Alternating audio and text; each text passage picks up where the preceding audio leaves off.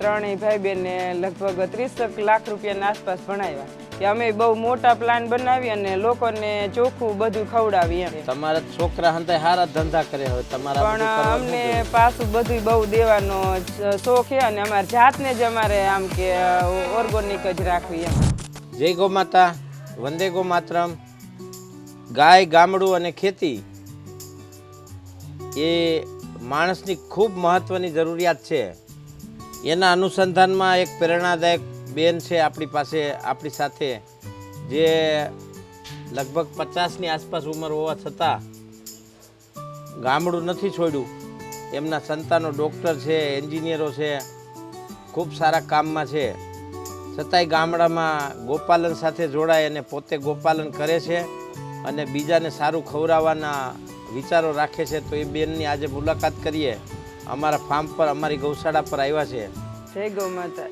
અમારું ગામ છે ચરાડવા, લક્ષ્મીબેન વેલસીભાઈ અડિયલ, મોરબીન બાજુમાં ગામ અમારું. અને અત્યારે અમારે ગાયું છે 14 મોટી અને 11 વાસળી છે. અને દેશી બધું ગાયોને ઘાસચારો, કોઈ છાશ બનાવવાનું, ઘી, અને વધારે લોકોને માણસોને આ દેશી ઘી પહોંચાડવાનું વધારે આમ. અને કેટલી ગાયો રાખો છો? અત્યારે 14 મોટી, 11 વાસળી.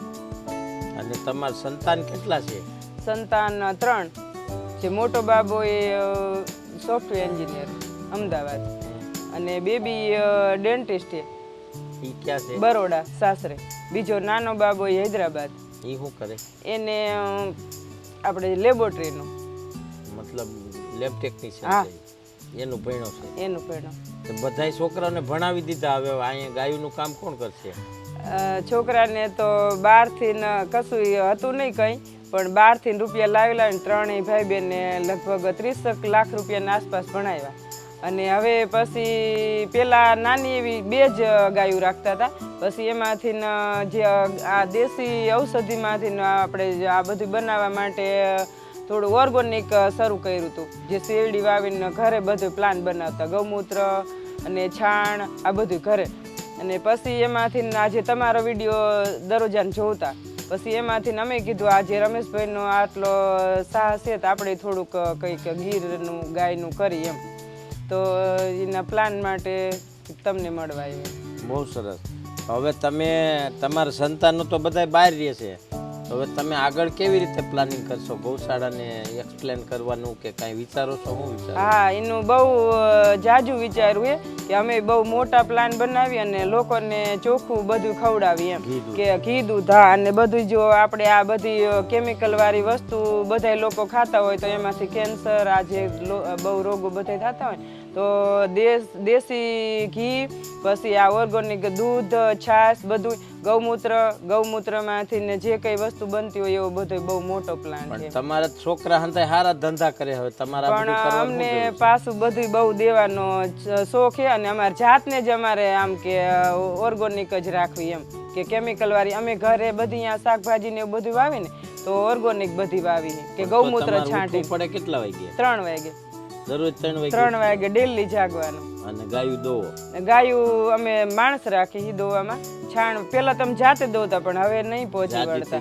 હા, જાજુ થઈ જઈએ એટલે હવે. અને હજી ગીર અમારે જે આપણે ગીર ગૌશાલા કરવા માટે લોન પાસ થઈ જાય અમારા તબેલાની. મોટો તબેલો બનાવવાનો વિચાર છે, બહુ મોટો બનાવવાનો. એકલા પૂગી જાઓ તમે? થઈ જાય છે એ તો પછી સાહસ છે એટલે ભગવાન બધું કરી દેશે. મિત્રો, પ્રેરણાદાયક બેન છે. હું તો પહેલી વાર મળ્યો છું. એ મને મળવા આવ્યા હતા, લગભગ 2 કલાકથી રાહ જોઈને બેઠા હતા અને હું બહાર ગયો તો એટલે આવ્યો. પણ એક ગ્રામ્ય જીવન ધબધબતું હોય એના હૃદયમાં, એના લોહીમાં ગામડાના ધબકારા બોલતા હોય, એ માણસ જ એવું વિચારી શકે કે મારે આખી દુનિયાને ઝેરમુક્ત ખવડાવવું છે.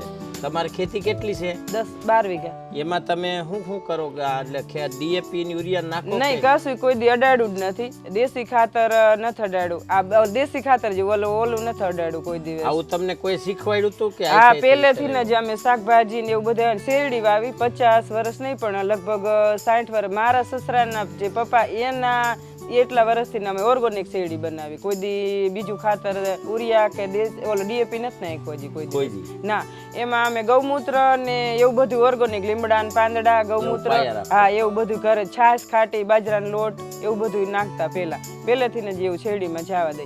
એટલે શેરડીમાં હળો કે એવું કશું આવતું નથી. તમે ભણ્યા કેટલું? 10. તમારા ઘરવાળા 12.